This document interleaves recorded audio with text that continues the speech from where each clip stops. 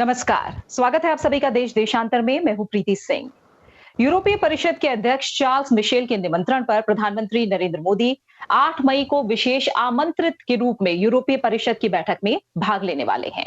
पहले 16वें भारतीय यूरोपीय संघ की शिखर बैठक 8 मई को पुर्तगाल के शहर पोर्तो में आयोजित होने वाली थी और प्रधानमंत्री का भारत यूरोपीय संघ शिखर बैठक में हिस्सा लेने पुर्तगाल जाने का कार्यक्रम भी था। लेकिन हम जानते हैं कि कोविड-19 संक्रमण को लेकर जो स्थितियां हैं, दूसरी लहर है, उसके कारण मौजूदा संकट को देखते हुए ये यात्रा स्थगित की गई और अब जो दोनों पक्ष हैं वो डिजिटल माध्यम से इस बैठक को करेंगे। भारत यूरोपीय संघ के नेताओं की बैठक EU+27 के रूप में यानी इस फॉर्मेट में पहली बार आयोजित की जा रही है।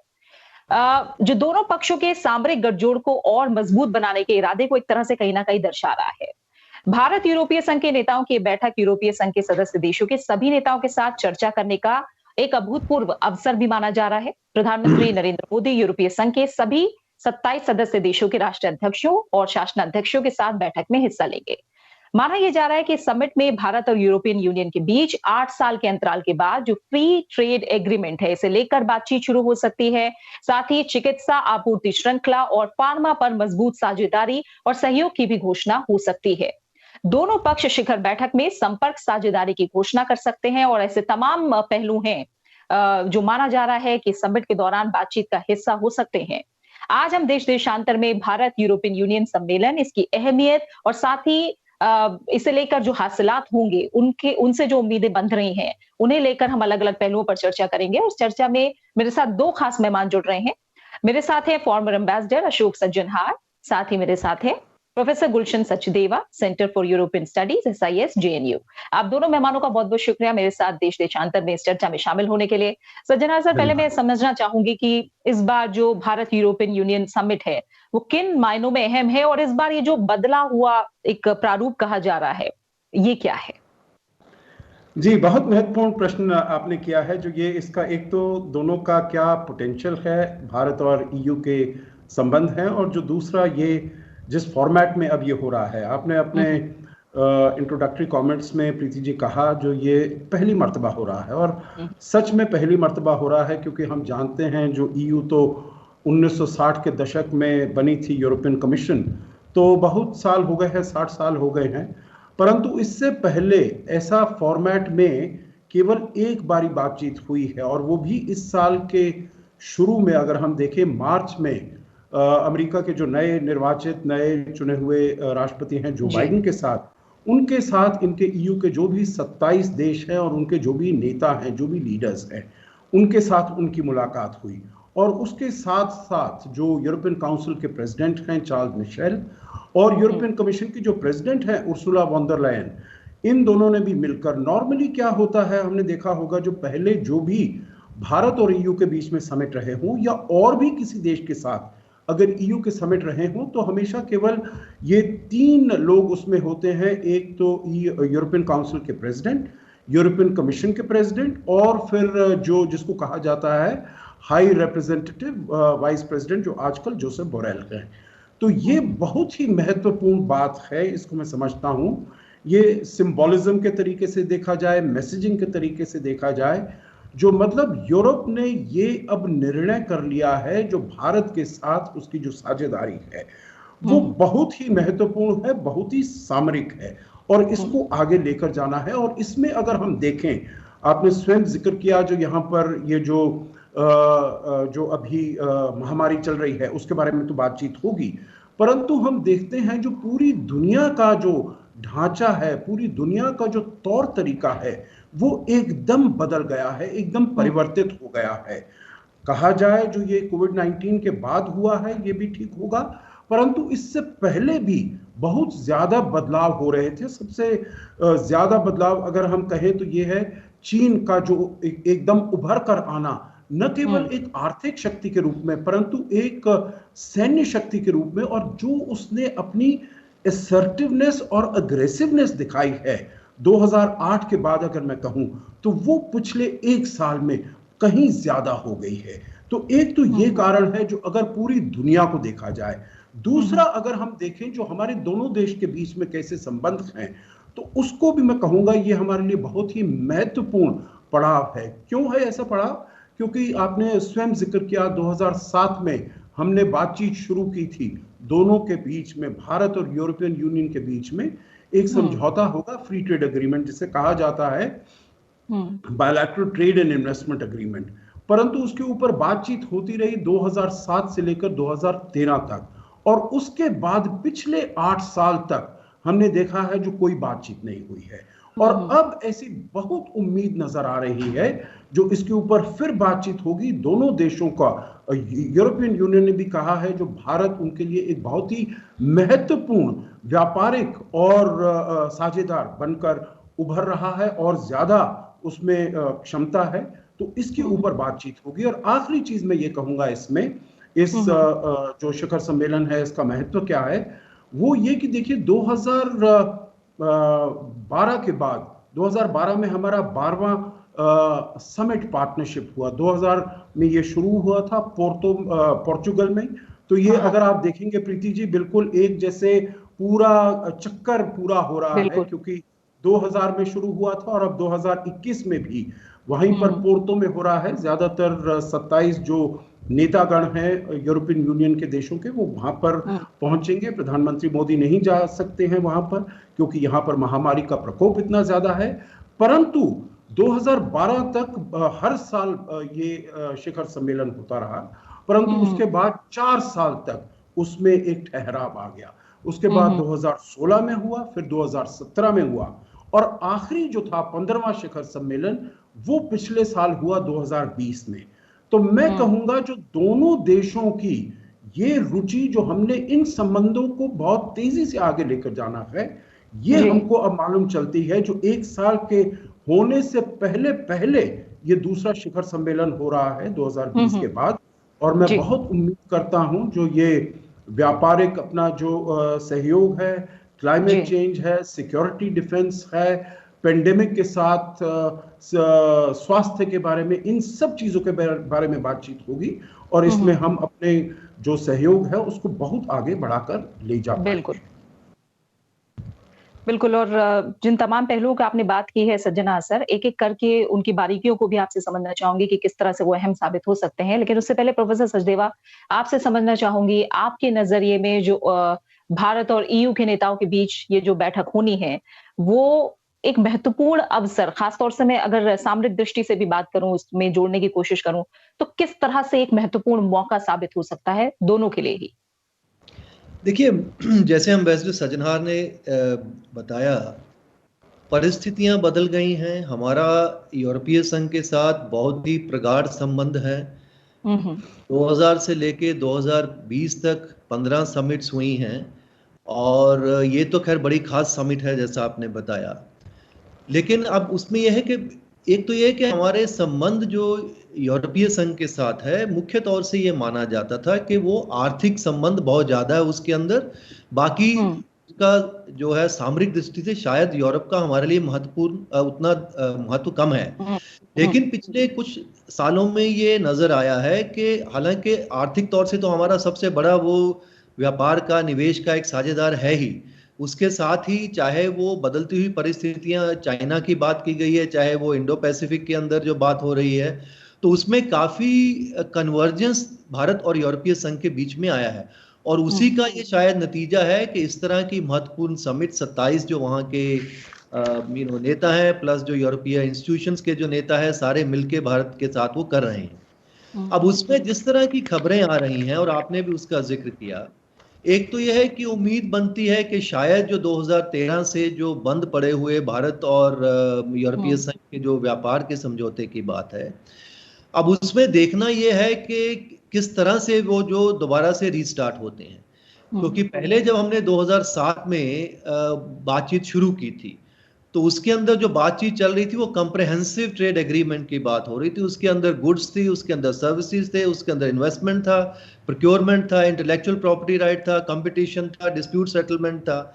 लेकिन अभी वो कॉम्प्रिहेंसिव तौर से उसी ढंग से रीस्टार्ट करते हैं या किसी नए तौर तरीके से करते हैं। क्योंकि भारत पिछले 1-2 साल से ये कहता आ रहा है कि हम जो है शायद उसको थोड़ा स्टेप बाय स्टेप के तरीके से करेंगे, लेकिन यूरोप का तरीका है कि वो कॉम्प्रिहेंसिव तरीके से उसको करना चाहेंगे। लेकिन मुझे जो लगता है कि जिस तरह की खबरें आ रही हैं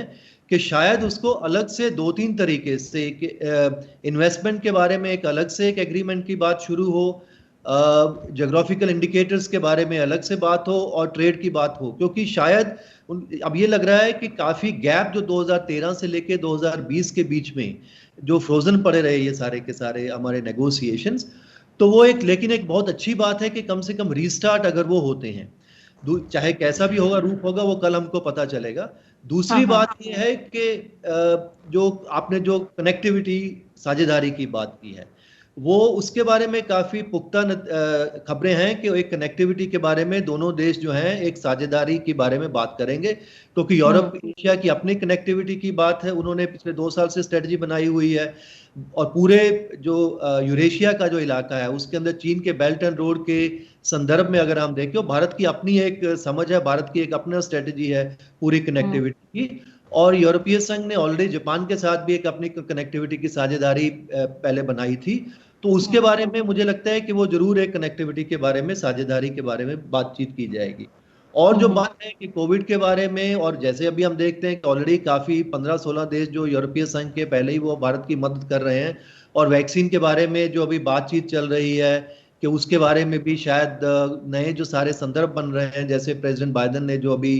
पेटेंट के बारे में उसको अस्थायी रूप से स्थगित करने की बात की है, तो यूरोपीय देशों के साथ भी उसके बारे में बातचीत हो सकती है। और ऑफ कोर्स इंडो पैसिफिक की स्ट्रेटजी भी यूरोप ने अपनी निकाली है, अभी उसके बारे में काउंसिल्स के गाइडलाइंस आए हैं, फुल स्ट्रेटजी अभी आने वाली है, तो ये काफी हैं महत्वपूर्ण। हम दोनों, यूरोप हमारे लिए बनता जा रहा है, हम भारत के लिए बन गए, हम यूरोप के लिए महत्वपूर्ण बन गए, ये पूरे तरीके से दोनों ने समझ लिया है। लेकिन अब उसको, इस बात को किस ढंग से क्रियान्वित करके उसको मतलब हम उसको किस ढंग से ऑपरेशनलाइज करेंगे इन सब चीजों को। ट्रेड के अंदर सबसे बड़ी महत्वपूर्ण बात है कि अगर रीस्टार्ट हो जाते हैं हमारे, तो कम से कम एक बहुत बड़ा मुद्दा जो काफी चीजों से चुभ रहा था कि भारत का सबसे बड़ा साझेदार है, और भारत जिस ढंग से वैसे भी पिछले 3-4 साल से कोई बहुत मेजर हमने कोई ट्रेड एग्रीमेंट किसी के साथ किया नहीं था, आरसेप से भी हम थोड़ा पीछे हट गए थे, तो एक नई दिशा भारत की एक व्यापार नीति को भी देगी अगर हम दोबारा से एक बड़े यूरोपीय संघ के साथ एक दोबारा से रीस्टार्ट अगर हम नेगोशिएशंस करते हैं। जी बिल्कुल। अगर सज्जना सर, अब एक एक करके अगर मैं समझना चाहूं, क्योंकि सबसे ज्यादा चर्चा जो हो रही है वो एफटीए की ही हो रही है, और कहा जा रहा है कि एक लंबे अंतराल के बाद हो सकता है माहौल पॉजिटिव बने, इसे लेकर सकारात्मक बातचीत आगे हो। और अगर हम देखें तो यूरोपियन यूनियन के साथ $90 बिलियन का हमारा व्यापार है। अब भारत के साथ एफटीए समझौता यूरोपियन यूनियन जाहिर तौर पर करना चाहता है। किस तरह की चिंताएं भारत की तरफ से अब तक रही हैं, और क्यों अब उम्मीद जगी है कि ये जो चिंताएं हैं वो हो सकता है दूर हो और इस समझौते पर एक कदम आगे बढ़ेंगे? आपने बिल्कुल ठीक कहा है। देखिए, $90 बिलियन तो हमारा ट्रेड इन गुड्स है, उसके अलावा हमारा करीब $50 बिलियन है ट्रेड इन सर्विसेज। तो इन दोनों को अगर मिला लिया जाए तो फिर $140 बिलियन के आसपास हमारा दो तरफा व्यापार बनता है गुड्स और सर्विसेज में मिलाकर। तो उस हिसाब से अगर देखा जाए तो यूरोपियन यूनियन दूसरे नंबर पर आता है, क्योंकि एक पहले नंबर पर करीब $148 बिलियन पर अमेरिका आता है। परंतु फिर भी अगर निवेश के हिसाब से देखा जाए तो करीब $90 बिलियन यूरोपियन यूनियन का निवेश है भारत में, और भारत का भी कुछ ज्यादा कम नहीं है, करीब 60-65 बिलियन भारतीय कंपनियों का भी वहां पर निवेश है। अब देखिए, मैं थोड़ा सा इसका बहुत जल्दी इतिहास बताऊंगा। 2007 में जब इसको शुरुआत की गई थी हेलसिंकी में, तो मैं भी वहां पर था जब डॉक्टर मनमोहन सिंह आए थे, और तब उन्होंने कहा था जो इसको हम अंजाम दे देंगे 2 साल के अंदर, क्योंकि दोनों में बहुत ज्यादा ये इंटरेस्ट है, बहुत ज्यादा हम इसमें एनर्जी डिवोट करना चाहते हैं। फिर भी कहा गया था जो 2 साल बहुत कम समय है, परंतु फिर कहा जो ये टारगेट रखना अच्छी बात है, जिसको हम अचीव करने का प्रयास करेंगे। उसके बाद 2013 में क्यों हमारी जो बातचीत थी वो एकदम खत्म हो गई, क्योंकि कुछ थे यूरोपियन यूनियन की तरफ से हमारे पर जो मांग वो कर रहे थे। एक जो था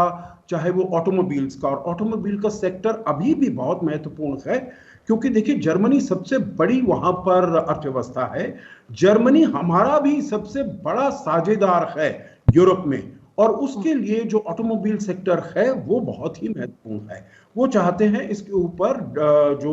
टैक्सेशन है, टैरिफ्स हैं, उसको कम किया जाए। दूसरा है अल्कोहलिक बेवरेजेस, वो है फ्रांस के लिए बहुत महत्वपूर्ण है। और परंतु अब अगर हम देखें हमारी तरफ से क्या इंटरेस्ट था, जो हम अपने स्किल्ड प्रोफेशनल्स को वहां पर भेजना चाहते थे टेम्परेरीली, ये नहीं जो उनका इमिग्रेशन हो, ये नहीं जो वहां पर सेटल हो सके, परंतु एक ये अच्छी बात है क्योंकि सबसे ज्यादा जो इसमें अटकल लगाता था, जो रोक लगाता था, वो था यूनाइटेड किंगडम। और यूनाइटेड किंगडम क्योंकि ब्रेक्सिट से बाहर हो गया है, और आपने देखा है हमने एनहांस ट्रेड पार्टनरशिप किया है और हमने मोबिलिटी और माइग्रेशन का एक एग्रीमेंट उनके साथ साइन किया है, तो ये कम से कम हमारे लिए मुद्दा इतना ज्यादा शायद बड़ा नहीं होगा। तीसरी बात प्रीति जी मैं ये कहूंगा, जो अब जो काफी सारे मुद्दे हैं वो नए मुद्दे भी आ गए हैं। जैसे आजकल हम देख रहे हैं रेजिलिएंट सप्लाई चेन्स की बात हो रही है, डेटा प्रिवेसी की बात हो रही है, डेटा सिक्योरिटी की बात हो रही है, ई कॉमर्स की बात हो रही है, एआई की बात हो रही है, 5G की बात हो रही है, टेक्निकल स्टैंडर्ड्स की बात हो रही है। तो मैं ये कहना चाहूंगा जो मुद्दे पहले थे वो थोड़े से बदल भी गए हैं, परंतु ये सब सोचते हुए भी पिछले साल जो बातचीत हुई थी जुलाई में जब समिट हुआ था प्रीति जी, तब दोनों साइड ने ये डिसाइड किया था जो एक high level group on trade and investment उसको सेटअप किया जाए, और ये बड़ी अच्छी बात है जो वो सेटअप हुआ। हमारी तरफ से पीयूष गोयल जी और उनकी तरफ से वादिम दोब्रोवस्किस जो कि कमिश्नर हैं ट्रेड के, जब मैं लातविया में राजदूत था तो वहां के प्रधानमंत्री थे। पहली उनकी मुलाकात हुई फरवरी में, दूसरी मुलाकात उनकी वर्चुअली हुई 29 अप्रैल को, और इससे मेरे विचार से ये मुझे जान पड़ता है जो हमने काफी आगे तक का फैसला तय कर लिया है, कुछ अंडरस्टैंडिंग हो गई है, कुछ समझ हो गई है जो हम इसको आगे कैसे ले जाएंगे। आखिरी बात इसमें मैं ये कहूंगा, प्रधानमंत्री मोदी की और European Commission president Ursula von der Leyen की बात हुई 2 तारीख को, इस सोमवार को, और उसके बाद उर्सुला वॉन डर लेयन ने एक ट्वीट किया जो मुझे बहुत इससे स्फूर्ति मिलती है, मुझे बहुत इससे आशा बनती है, जो हम ट्रेड और इन्वेस्टमेंट एग्रीमेंट को हम आगे ले जाने में कामयाब होंगे, सफल होंगे। आखिरी चीज इसमें यह है, बहुत अब यह भी कहा जा रहा है, जो अगर हम एक full fledged bilateral trade investment agreement अगर नहीं भी कर पाए, तो कम से कम एक लिमिटेड ट्रेड डील जिसमें कि जिसे कहा जाता है लो हैंगिंग फ्रूट, जिसके ऊपर समझौता है और जिसको हम आगे ले जा सकते हैं, वो शायद इसके ऊपर निर्णय लिया जाए और आगे के महीनों में उसके ऊपर बात की जाए। जैसे आपको याद होगा जो हम लिमिटेड ट्रेड डील अमेरिका के साथ भी बात कर रहे थे, परंतु मेरे विचार से दोनों में, यूरोपियन यूनियन में भी और भारत में,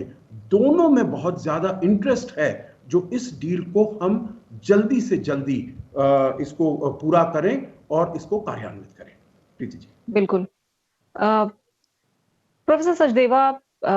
ठीक है, हम ट्रेड की जब बात कर रहे हैं उससे अगर हम अब थोड़ा सा और आगे बढ़ें, क्योंकि जैसा आप दोनों ने ही इस बात को बोला कि कोविड महामारी इस समय सबसे बड़ा संकट पूरी दुनिया के सामने कोविड महामारी है, और भारत में जो इसे लेकर फिलहाल हालात हैं वो जाहिर तौर पर चिंताजनक हैं। इस पहलू को लेकर आपको क्या लगता है, किस तरह के और कदमों की चर्चा इस समिट के दौरान हो सकती है, और किस तरह की मदद आपस में ही, अगर हम सहयोग की बात करें तो इसे लेकर किस तरह की नई पहल, नए कदम के बारे में हम उम्मीदें लगा सकते हैं?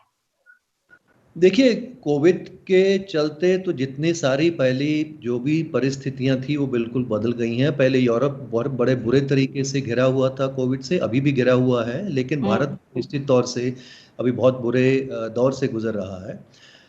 तो उसकी एक परछाई पूरी समिट के ऊपर जरूर रहेगी, और अभी जो सिचुएशन है भारत की, उसके अंदर सबसे पहले तो यह है कि यूरोप का आप देख लीजिए कि यूरोप के सारे देश और यूरोपियन संघ, वो एक बहुत बड़ा उनका एक इंफ्रास्ट्रक्चर है जिसमें वो पूरी दुनिया में काफी मदद वो पहुंचा सकते हैं। वो हमने देखा कि अभी पिछले 1 हफ्ते 10 दिन के अंदर ही काफी मदद यूरोप के देशों ने यहाँ पे पहुंचाई है, और मुझे लगता है कि और भी पहुंचाने का उसके अंदर बहुत कैपेसिटी है।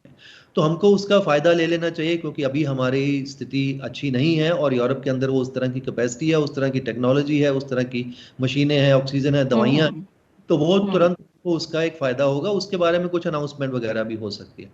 लंबे समय में बात यह है कि दोनों यूरोप के अंदर भी काफ़ी कैपेसिटी उनकी बनाने की है, वैक्सीन की भी और हमारी भी यहाँ पे है।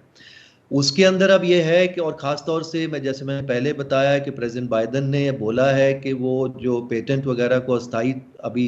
उसको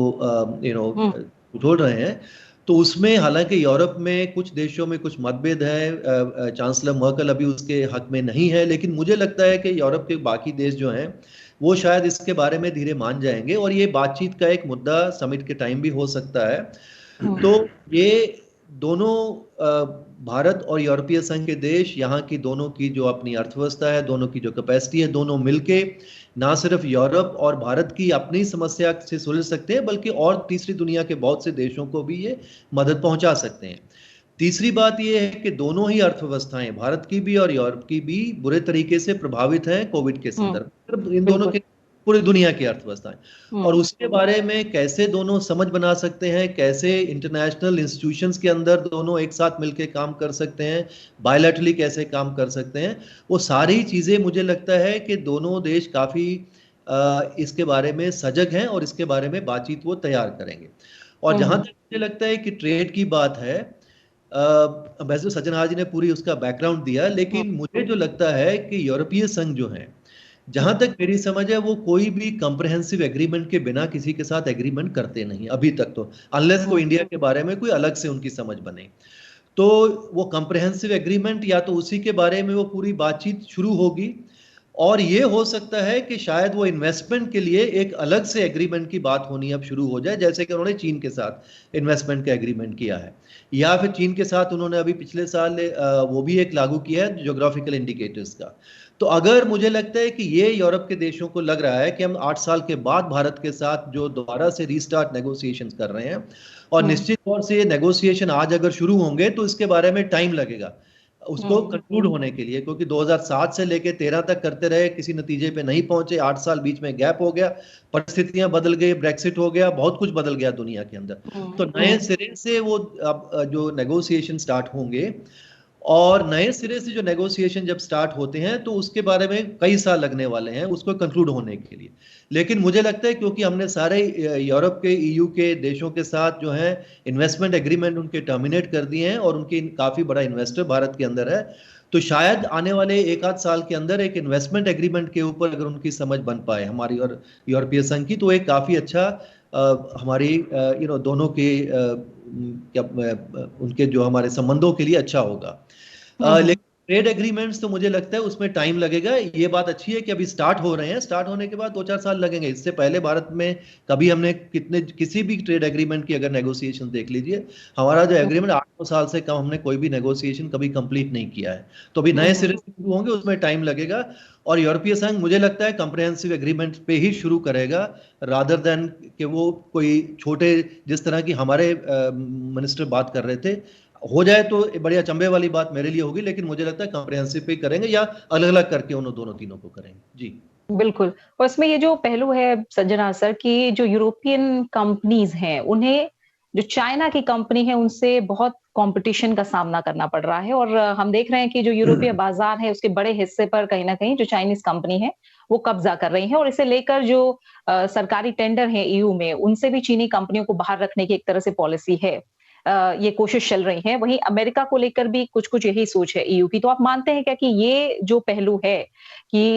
ईयू चाहता है कि वो चीन और अमेरिका के बीच जो पिस जाने की एक तरह से ऐसा रहा है कि वो कहीं ना कहीं इसके बीच में पिसते हैं, चाइना और अमेरिका के बीच, तो उससे बचने के लिए कदम उठाने की जो नीति अब अपनाने की सोची जा रही है ईयू की तरफ से, आप मानते हैं कि भारत को इसका काफी ज्यादा फायदा फिलहाल मिल सकता है? क्योंकि कोविड के बाद हम देखेंगे कि अर्थव्यवस्था को पटरी पर लाना न सिर्फ ईयू के लिए बल्कि भारत के लिए, सभी के लिए एक सबसे बड़ी चुनौती। आप बिल्कुल ठीक कह रही हैं प्रीति जी। जो अर्थव्यवस्था को पटरी पर लाना, एक अपने जो नॉर्मल ढर्रा है उस पर लाना बहुत महत्वपूर्ण है, परंतु इसके साथ साथ हमको ये भी ध्यान रखना चाहिए, जो चीन यूरोप के लिए बहुत बड़ा मार्केट है, बहुत बड़ा बाजार है, और इसीलिए आपने देखा होगा जो जर्मनी की पिछले साल के आखिर में उनकी प्रेसिडेंसी थी, और आखिरी दिन पर उन्होंने ये जो अग्रीमेंट ऑन इन्वेस्टमेंट, निवेश का जो उन्होंने अग्रीमेंट किया, वो उन्होंने 30 दिसंबर को चीन के साथ दस्तखत किए थे।